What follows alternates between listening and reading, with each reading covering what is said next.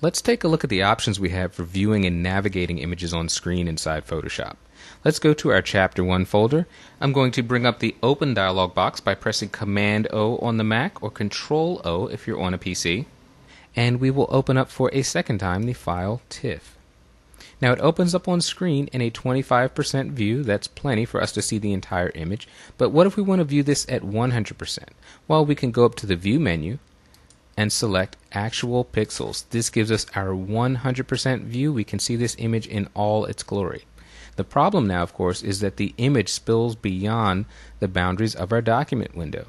To deal with that, we can use the Hand tool. Its icon is located here at the bottom of the Tools panel. It is shaped like a hand, and if you simply click and drag on the image area, you can move the image around in any direction that you want to. Pretty easy to do there. What happens if you'd like to scale back down to a smaller view?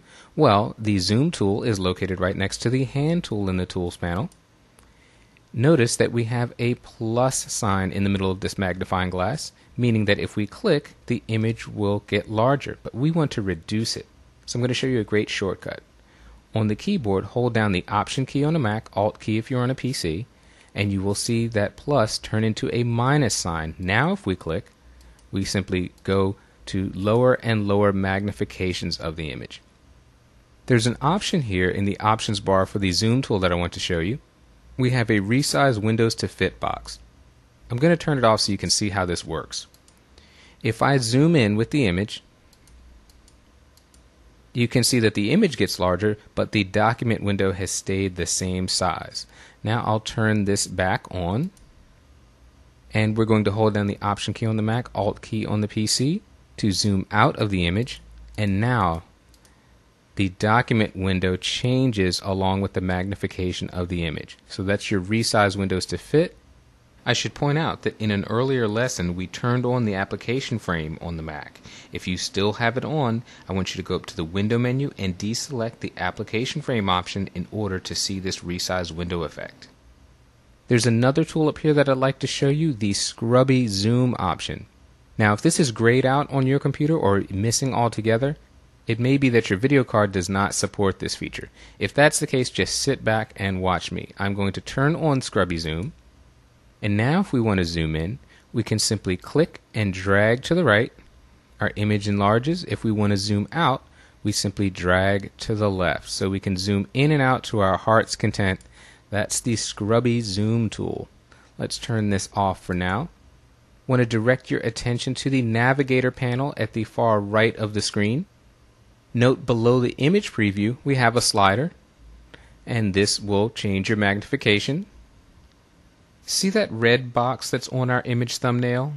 This is great when you're zoomed in at a high magnification, because if you need to navigate around the image, you simply click inside this red box and drag it around wherever you want to go. Now the super cool thing about this feature is that since you can see the entire image with this thumbnail, you can simply click to an area of the image and Photoshop will take you there right away. A very fast way to get around an image when you're in a 100% view. I'm going to go up to the View menu for now and select Fit on Screen. This is going to give us a view that fits nicely to our screen.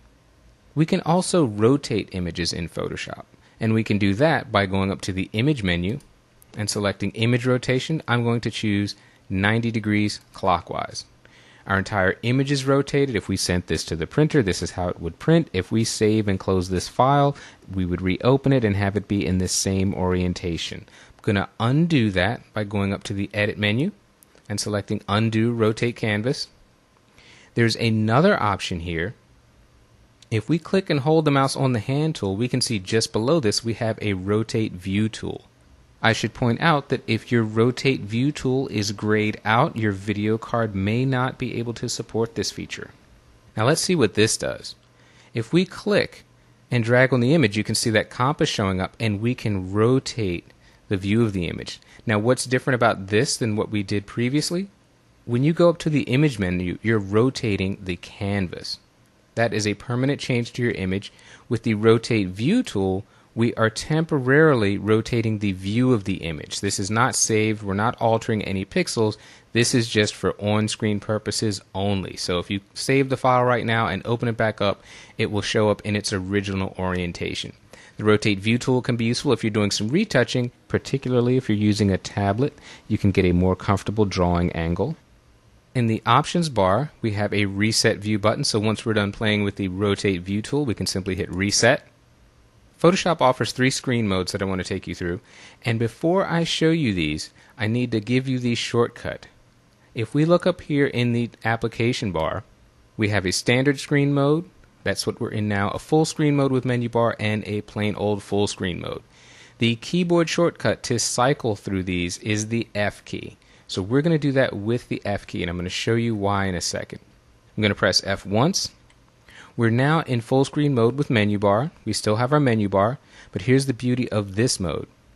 If we select the hand tool, we can move this image freely around the entire screen. We can move it behind panels, we can move it up above there, we can move it wherever we want. Our next mode is the full screen mode, and I'll press the F key to get to this.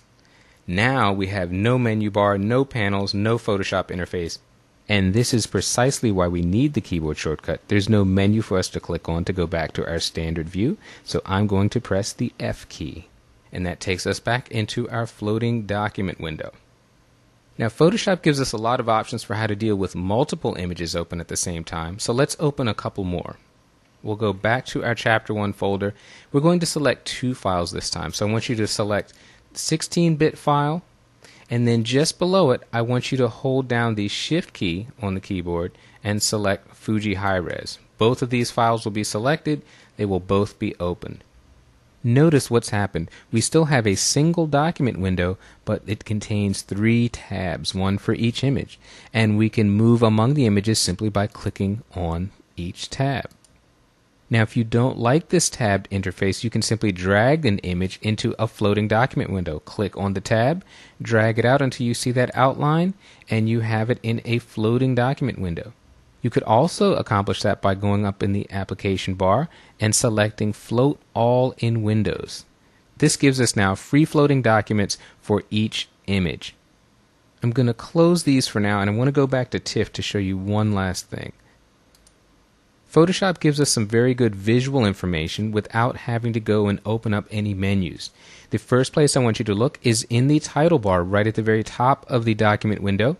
We have a file name, we have the view percentage, we have RGB, which tells us the color mode that the image is in, and we have an 8, which tells us that this is an 8-bit image. There's a copyright symbol here to the very left that indicates that copyright information has been embedded into this file.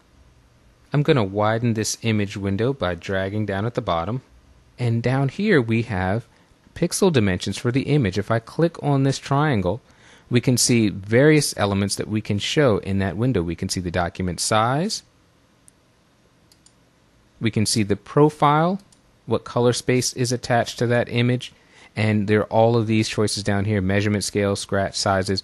I think you're going to find most helpful document sizes, profile, and dimensions. So you can set it to any one of those 3 and know that you can always quickly access the additional information. So we can see that Photoshop gives us a lot of ways to manage our images on screen.